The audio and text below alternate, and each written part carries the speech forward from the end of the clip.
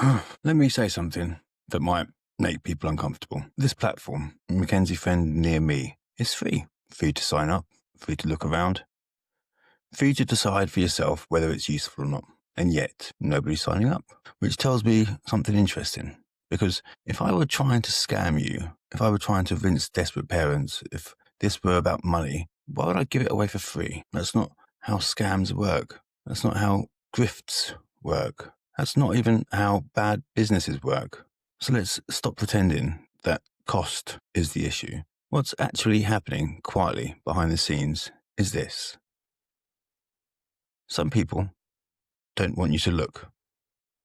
Not because it's dangerous, not because it's wrong, but because it removes their leverage. I didn't come into family court because I fancied it. I come into it because I nearly lost everything. I went through the system blind, no tools, no clarity, no map.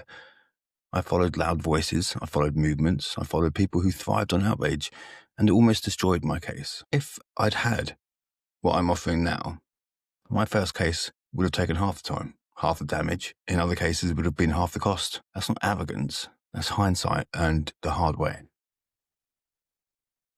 Here's the uncomfortable truth that no one wants to say out loud.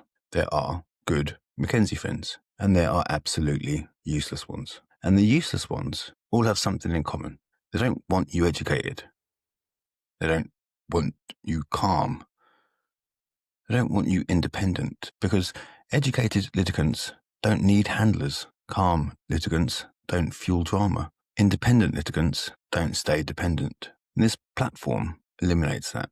And that's why it's a problem for some people. If my advice were rubbish, if I were as bad as some whisper campaigns suggest, why wouldn't they want you to hear that for yourself? Why wouldn't they say, go on then, go listen to him, you'll see. Unless they're worried you won't. Unless they're worried you'll think, hang on, this actually makes sense. I don't tell people what they want to hear. I tell them what they need to know. I don't blow smoke up your ass. I don't sell false hope.